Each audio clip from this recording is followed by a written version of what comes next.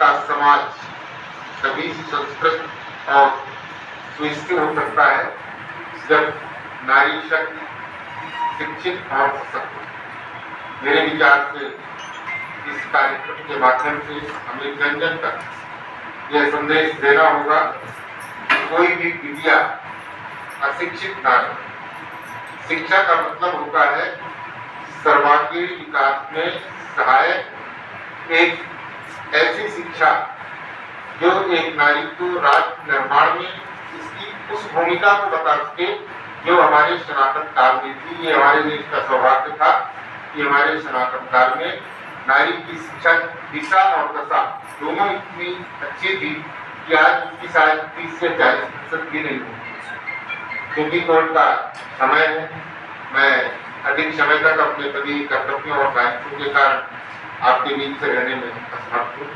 आप सबको, समस्त नारी शक्तियों को आज के कार्यक्रम की शुभकामनाएं इस अपेक्षा के साथ देता हूँ कि छतरपुर जिले की कोई भी बेटी शिक्षित नहीं रहेगी, ऐसा आप सब लोग प्रयास करेंगे। धन्यवाद। परंतु जिन 16 जिलों में हमारा सघन कार्य है उसमें हमने फोकस इंटरवेंशन किया था और उसके माध्यम से डिस्ट्रिक्ट रिसोर्स ग्रुप की ट्रेनिंग भी हुई थी। तो परंतु 2 साल हो गए, कोविड हुआ और कई सारी चीज़ें हुई। उसके पश्चात एक रिफ्रेशर और उसके आगे की बिंदुओं को लेके कैसे चले उसके ऊपर बातचीत हुई थी। आप में से कुछ लोग क्या पहले भी रहे हैं ट्रेनिंग में DRG ग्रुप में, या सभी नए हैं ग्रुप मेंबर्स? कोई जानता है पहले थे आप में से? कोई परिचित होंगे नहीं है तो फिर सब नए हैं, कुछ लोग पुराने हैं कह रहे आप थे, ठीक है। तो पहले जो हमारी ट्रेनिंग हुई थी हमने उसमें ज़्यादा फोकस किया था, एक तो बाल अधिकारों को, बाल संरक्षण को, जेंडर का मुद्दा लिया था और तारुण्य पैकेज जो यूनिसेफ के द्वारा स्थापित किया गया कम्युनिकेशन का पैकेज है जिसके माध्यम से आप ज़्यादा से ज़्यादा लोगों तक पहुँच सकते हैं। उसमें कई सारी PPTs थी, कई सारी फिल्में थी छोटी छोटी, तो वो हम दिखा के उसके माध्यम से हम ट्रेनिंग और विभिन्न माध्यमों के माध्यम से उनके साथ चर्चा करते थे। तो अभी इस वर्ष हम, क्योंकि हम ये अपेक्षा कर रहे थे कि पुराना ही समूह रहेगा, परंतु खासतौर पर छतरपुर में मैं देख रही हूँ काफ़ी सारे लोग बदलाव हुए हैं। कल मैं दमोह में थी, दमोह में कम थे बदलाव, दमोह में लगभग पुराने ही लोग थे। तो कोशिश करेंगे कि फिर थोड़ा सा चाइल्ड प्रोटेक्शन भी हम इसमें जोड़ लें, क्योंकि आपके पास ये जो हरी किताब है ये आपके बहुत उपयोग की किताब है, तो इसको भी हम लेने की कोशिश करेंगे। और हमारा प्रयास इस वर्ष हम फोकस ज़्यादा करेंगे कि हम कैसे जेंडर, खासतौर पे जेंडर के मुद्दों में पुरुषों को कैसे और आगे लाएं, लड़कों को कैसे और जोड़ें और कैसे एक सकारात्मक तौर पर हम लोग मिलके एक सकारात्मक समाज की बात करें जहाँ पे हम समानता से ज़्यादा समता की भी बात करें। तो कई सारे विषय हैं जिनको हमें टच करना है। तो आज, और मेरे को समय क्योंकि बहुत कम दिया गया है, मैं अपेक्षा कर रही थी कि हम 6 बजे तक कम से कम बैठेंगे शाम को, परंतु मुझे बताया गया कि शायद कम समय है, पर फिर भी हम कम समय में ज़्यादा से ज़्यादा अटेंटिव होकर बातचीत करेंगे। तो शुरुआत करते हैं कार्यशाला की। पहले मैं चाहूँगी आप लोग अपना परिचय दे दें, सब लोग अपना नाम, आप कहाँ पे हैं, मतलब पदस्थ हैं जिस भी जगह पे, और यदि आप पहले से DRG मेंबर थे तो वो ज़रूर बताइएगा, यदि नहीं तो फिर आप वो रहने दीजिएगा। और एक इंटरेस्टिंग फैक्ट आपको बताना है कि आपको अपने बारे में पहली बार, थोड़ा सोच लीजिएगा, है ना, पहली बार कब ऐसा एहसास हुआ था कि मैं महिला हूँ या मैं लड़का हूँ?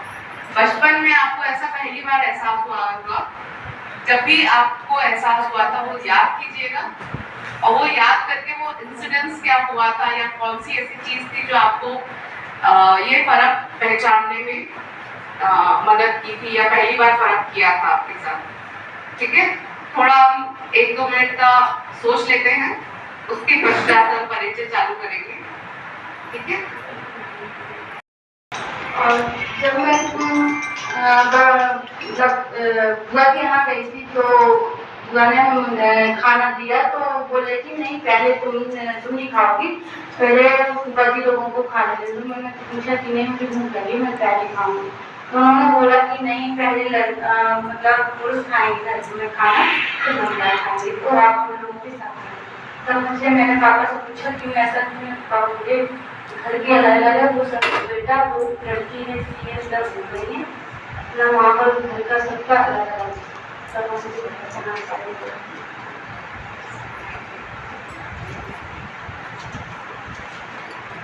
मेरा नाम सुजीत शर्मा है, मैं पैरामेडिकल वॉलंटियर से कार्य करती हूँ।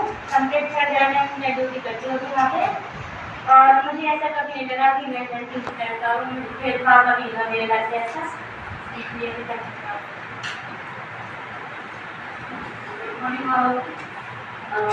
नाम सोया चतुर्वेदी है, मैं जनपद पंचायत राजनगर इलाके में बरसती हूँ राजनगर में। और जनरली जैसा कि मैं बताया कि अगर लड़कियों का भेदभाव छोटे छोटे से भेदभाव होते रहते हैं, बट मेरी फैमिली में इतना बड़े बड़े भेदभाव होती है मुझे फिर फील हुआ है, और मेरे ससुराल में भी ये सारी चीज़ें नहीं होती, उन लोगों को वहाँ पे भी फील होता है।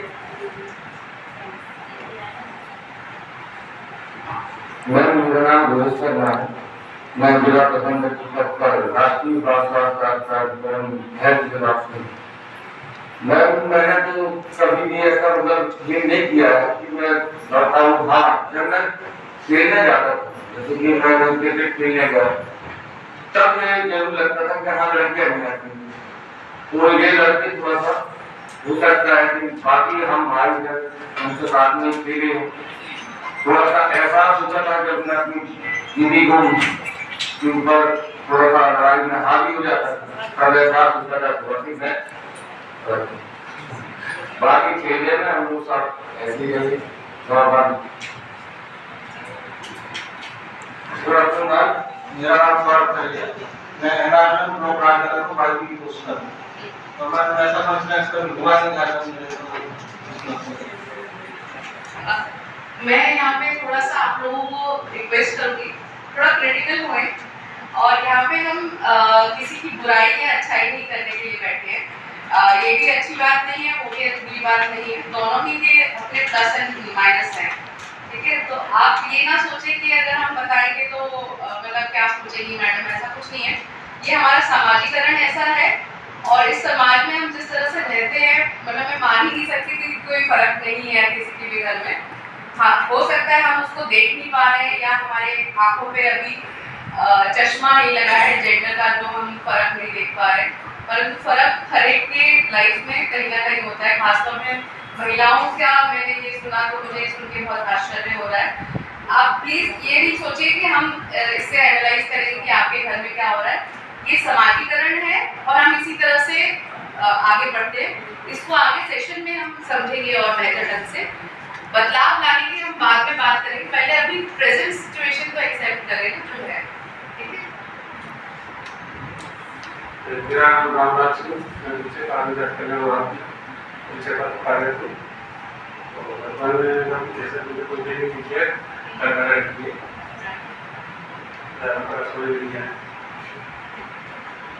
चलिए अभी धीरे धीरे बात करेंगे, फिर चलिए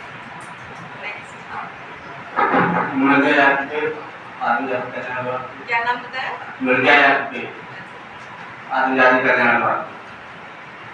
बाकी फीलिंग के लिए आता है, घर में होता है, लड़का लड़की में अंतर तो रहता है। जैसे कोई टीम का तो लड़कों को जाता है दिया है तो ठीक है, पूरा घूमिया लड़की को मना करेंगे कि नहीं तुम्हें वहाँ पर नहीं जाना है, तो ऐसा है। मेरा नाम रणजीत सिंह है और वर्तमान में STY हॉस्टल पर परीक्षा में पढ़ता हूँ। मैं अब विवाह की जब बात करें तो घर में अक्सर देखा गया कि लड़का हो तो लड़की को भी काम करते दो, और उसको अब कभी कभी तो हो जाता है कि देर तक सोती रहता, बोले तुम लड़की हो तुम जल्दी उठो, तुम्हें घर में काम करना है, उसको सोने दो। और कहीं जैसे स्कूल में गेम भी ये होता है तो गेम में पार्टिसिपेट नहीं करने दिए, तुम लड़की हो बाहर नहीं जाओ, तो ये तो भेदभाव देखने को मिलता है। Thank you. मेरा नाम राजा राम अहिरवार, आर्य जाति कल्याण विभाग से हूँ और जो ज़्यादा स्वतंत्रता मैंने दे दी गई है परिवार में लड़कियों की अपेक्षा। कहीं भी घूमने फिरने जाना है, रिश्तेदारी में जाना है, तो लड़कों को ज़्यादा स्वतंत्रता दे दी गई है लड़कियों की अपेक्षा। मेरा नाम राजेश विश्वकर्मा, अधीक्षक अनुसूचित जाति बाल आश्रम बिजावर और अक्सर देखा गया है भेदभाव के मामले में कि भेदभाव आज भी दिखाई देता है। जैसे स्कूल में भी है तो बच्चों में कोई गेम होता है तो बच्चियों का अलग होता है, बच्चों का अलग होता है, बहुत कम बड़े बड़ी शहरों में ऐसा होता है कि कमरे से आप खेलते अभी भेदभाव है आपकी।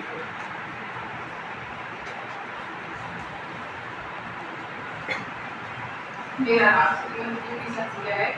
मैं कल बिजावर में पढ़ा। मेरे परिवार में कभी ऐसा नहीं हुआ, ना मैंने कभी देखा है इतनी उम्र में कि लड़का क्या है लड़की क्या है। हमारे यहाँ सब कुछ सामान्य तरीका से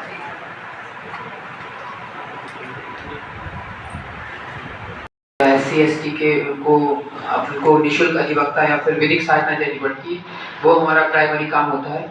आज जो जेंडर इनइक्वालिटी पे हम लोग आज जो ओरिएंटेशन प्रोग्राम कर रहे हैं, मैं चाहता हूँ कि आप लोग सब सीखें, हम भी कुछ सीखें आप लोगों से। धन्यवाद। जो हुआ ये 19 से 21 में, तो हमारे यहाँ जो महिलाओं की आबादी है 6 साल तक की, अगर महिलाओं की हम बात करें वो स्कूल में कितनी पहुंच पाती है, उसका अगर हम परसेंटेज देखें ओवरऑल आबादी का, तो NFHS 4 कहता था कि हमारे यहाँ 58.4% बच्चियाँ ही जिनकी उम्र 6 साल जिन्होंने क्रॉस की है 6 ईयर एंड अबव, वो बढ़ के हमारा 65% तक पहुंचा है। लेकिन अभी 35% तक बालिकाएं हैं जो स्कूली शिक्षा से सीधे तौर पर नहीं जुड़ पाती। ये NFHS के आंकड़े के आधार पर मैं आपके सामने बात करूँ। अब जिनकी उम्र 15 साल से कम है उनकी अगर बात करें, ग्रो पॉपुलेशन जो ग्रो है 15 साल से, उनमें पहले हम देखते थे कि 33% पहुंच पाती थी, अभी वो घटा है हमारे यहाँ, वो 29% हुआ। सेक्स रेशियो अगर हम बात करें कि टोटल बर्थ पे हमारे यहाँ बच्चियों की क्या स्थिति है, तो NFHS 4 में 219 थी, अच्छा है हमारे यहाँ सुधार हुआ है, हम 929 पहुँचे हैं। लेकिन अगर हम देखें कि भारत का जो पॉपुलेशन रेशियो है या मध्य प्रदेश का पॉपुलेशन रेशियो है, उसमें जो सबसे कम 10 जिले हैं उनमें एक छतरपुर, जिनकी पॉपुलेशन की दर जो है या महिलाओं का जो प्रतिशत है सेक्स रेशियो जो है वो कम है। सेक्स रेशियो एट बर्थ की अगर हम बात करें तो उसमें भी हम देखेंगे कि हम पहले 827 थे, सुधार हुआ है 925 हुए हैं, पर फिर हम राज्य और केंद्र का जो मानक है उससे अभी भी कहीं पीछे रह जाते हैं। चिल्ड्रन अंडर एज 5 ईयर यहाँ पे मैं हाईलाइट करना चाहूंगी कि प्रति 1000 लड़के जो पैदा होते हैं उस पे 925 लड़कियां पैदा होती हैं। तो कहीं ना कहीं ये डिफरेंस कुदरती नहीं है, ये भी हमें समझना होगा कि कहीं ना कहीं हमारे विज्ञान का जो आविष्कार हुआ है जिससे हम भ्रूण हत्या कर पा रहे हैं, भ्रूण की सिलेक्टेड भ्रूण की जो महिलाएं पैदा हुई, तो ये गौर करने की बात है। उसके बाद एक और महत्वपूर्ण आंकड़ा जो इसमें मुझे लगता है चर्चा करनी चाहिए, 16 नंबर पॉइंट का है कि ऐसी महिलाएं जिनकी उम्र इस सर्वे के दौरान 20 से 24 साल के बीच थी, उनसे एक प्रश्न पूछा गया कि आपकी शादी 18 की उम्र के पहले हुई या बाद में। तो NFHS 4 में आंकड़ा निकला था कि 47% महिलाओं की शादी 18 साल से कम उम्र में हो गई थी, जबकि NFHS 5 में यह आंकड़ा 39% आया है। फिर ये स्थिति है कि राज्य और केंद्र के आंकड़े से कहीं ज़्यादा है। बाल विवाह जिसे हम कहते हैं सामान्य भाषा में, जो प्रश्न पूछा गया उन महिलाओं से जिनकी उम्र 20 से 24 के बीच थी, उनकी शादी कब हुई, उनकी जो एज उन्होंने बताया कि 18 से पहले शादी हो गई, ऐसी 39% महिलाएं हुई। ऐसी 15 से 19 साल की उम्र के बीच में गर्भधारण करने वाली जो बच्चियां कहे या महिलाएं कहे, क्योंकि जब तक शादी नहीं हुई तब तक वो बच्ची है, शादी हो गई तो उसे महिला के रूप में काउंट करने लगते हैं। पहले ये प्रतिशत 2.2 था, ये बढ़ा है हमारे जिले में, और 5.4% उत्तरदाता महिलाओं ने कहा कि वो 6.6% महिलाओं ने कहा, 4.2 था, 6.6 ने कहा कि उन्होंने 15 से 19 वर्ष की उम्र में पहला गर्भधारण या वो माँ बन चुकी है। ये हमारे जिले के कुछ आंकड़े हैं जो NFHS 4 के 5 के अंदर तुलनात्मक आंकड़े एकत्रित किए कि हमारे जिले की क्या स्थिति है और किस दिशा में हमें अपने जिले में काम करने की जरूरत है, चाहे वो शिक्षा का दृष्टि हो, चाहे वो जन्म के समय लिंगानुपात हो, चाहे वो टोटल पॉपुलेशन का लिंगानुपात हो, चाहे वो बच्चों के बाल विवाह से जुड़ा हुआ मामला हो या शीघ्र गर्भधारण की समस्या हो। ये कुछ आंकड़े हमारे जिले को रिप्रेजेंट करते हैं कि हमारे जिले की क्या स्थिति। ये आंकड़े आपको दे देंगे, कुछ लोग मुझे लग रहा है नोट डाउन कर रहे हैं। मैं DRG ग्रुप पे पूरी फाइल शेयर कर दूंगा, यदि आपको चाहिए तो उसमें आप इसको आंकड़े को देख सकते हो। इन आंकड़ों को चर्चा करने का मुख्य उद्देश्य ये था, कई बार हमें ऐसा दिखता है कि भाई सब बराबरी से है, हम लोग सब बराबर हैं, पर आप ये समझिए कि ये कहाँ से स्टार्ट हो रही है। खासतौर पे जब बच्ची पैदा होती है तब से लेके और काफ़ी समय तक हम ये देखते हैं कि ये फर्क किया जाता है। तो ये हमें थोड़ा सा गौर करने की बात है जब हम जेंडर की अवधारणा की बात करते हैं और समाज द्वारा जो भेद किया जाता है, और कई बार हमें लगता है कि शायद नहीं है, परंतु हम कई सारे आंकड़ों से इस्टेब्लिश कर सकते हैं कि हमारे आसपास हमारे साथ कई जगह पे भेद किया जाता है या फर्क किया जाता है। एक छोटी सी एक्सरसाइज है जो मैं करना चाहूँगी आप लोग के साथ में। नेक्स्ट स्लाइड पे आ जाए, स्लाइड नेक्स्ट पे आ जाए। इसको वाइट कर सकते हो आप। नाखून लंबे होते हैं, ये जेंडर आधारित वाक्य है कि ये सेक्स आधारित वाक्य है? जेंडर है, सबको क्लियर है? नाखून जो बढ़ाना चाहे वो बढ़ा सकता है, जो काटना चाहे काट सकता है। ये इसमें कोई भी ऐसा नहीं है कि, परंतु हमारे समाज में महिलाओं के लंबे नाखूनों की काफी तारीफ की जाती है, तो इस कारण से महिलाएं अधिकतर लंबे नाखून रखते हैं। पहला वाक्य है इसमें, पुरुष आक्रामक होते हैं। जेंडर है, सेक्स है कि जेंडर है? सब मानते हैं? क्या कारण है जो हम इसको जेंडर मानते हैं? पुरुष है तो वो आक्रामक होंगे। बाकी और कोई बोलेगा? ये तो मैम उसका नेचर के ऊपर निर्भर करता है कि व्यक्ति का क्या स्वभाव है। जरूरी नहीं कि पुरुष है इसलिए वो तेज रहेगा, महिलाएं भी होती है। ठीक है, और विनम्रता पुरुषों में भी हो सकती है, दोनों में हो। ये एक तरह से व्यवहार है जो हम दोनों में देख सकते हैं, चाहे वो महिला हो चाहे वो पुरुष हो, परंतु अधिकतर पसंद किया जाता है कि महिलाएं विनम्र हो और पुरुष आक्रामक हो। यदि पुरुष आक्रामक नहीं होते हैं तो हमारे समाज में आप सभी लोग जानते हुए क्या कहा जाता है कि इसमें तो दम नहीं है, असली मर्द नहीं है ना? मर्दानगी के ऊपर सवाल किए जाते हैं और कभी कभी जोरू का गुलाम या इस तरह के तंज भी कस दिए जाते हैं ऐसे पुरुषों के ऊपर। अगला वाक्य है जो मुझे याद है, मैं उसके अनुसार बता रही। पुरुष महिलाओं से बेहतर क्रिकेट खेलते हैं। जेंडर आधारित है कि सेक्स आधारित है? जेंडर आधारित है। कैसे? महिला भी खेल सकती है, ठीक है। तो जो हम स्ट्रेंथ पुरुष की ज्यादा होती है, स्ट्रेंथ पुरुष की ज्यादा होती है, ठीक है। और कोई इसमें ऐड करना चाहेगा? मैं यहाँ पे हमेशा फोगाट सिस्टर का एग्जाम्पल लेती हूँ, क्योंकि फोगाट सिस्टर लड़कों के साथ में भी कुश्ती किया करती थी और हराती थी। तो ऐसा नहीं है कि स्ट्रेंथ लड़कों में कम थी। हाँ, रियल है, वो बताया गया, अफवाह नहीं है।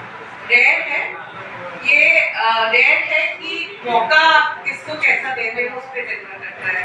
अपब्रिंगिंग कैसी रही है? हाँ, अपब्रिंगिंग कैसी रही है। अगर मैं क्रिकेट खेलने की मेरी अपब्रिंगिंग रही है बचपन से, तो शायद मैं बहुत अच्छा कर सकूं। कई बार हमारे समाज में जो हम लोग अभी बात भी कर रहे थे कि आप मौका कितना दे रहे हैं। मेरी छोटी बहन, हम 3 बहनें हैं, मेरी छोटी बहन को हम लोगों ने बहुत, जैसा सर बता रहे थे ना कि ये छोड़ने जाते थे, लेने जाते थे स्टेशन, वैसा रखा है। वो आज तक वैसी ही स्थिति में, जबकि उसकी बेटी मेरी बेटी से ज़्यादा बड़ी है, ठीक है। लेकिन मैं हमेशा से घर का, जैसे अगर आपको समझ लीजिए बेटा है, तो मैं कहीं पे भी मेरे साथ अगर वो मेरी बहन जा रही है तो मेरे पिताजी सुनिश्चित रहते थे कि नहीं वो हिंदू के साथ है तो ठीक रहेगा, कोई टेंशन की बात नहीं। लेकिन अगर अकेली गई है तो छोड़ने जाते थे और लेने आते थे, बच्चे होने के बाद भी, है ना। तो ये फर्क क्यों है? क्योंकि मौके हम लोग जितना देते हैं, जिस भी व्यक्ति को हम किस तरह से पाल रहे हैं, हमारे उसमें तो कोई फर्क नहीं है ना, हमारा तो लिंग सेम ही है, तीनों महिलाएं हैं, परंतु हम में से किसको कितना मौका मिला है उस चीज को प्रैक्टिस करने का, बाहर लोगों के साथ बातचीत करने का, रहने का, आने जाने का, उतना ज्यादा आप फर्क करते हैं।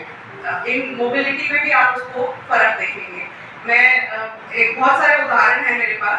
कई बार एक ट्यूशन पढ़ने आते थे मेरी बेटी के साथ में एक और लड़का आता था।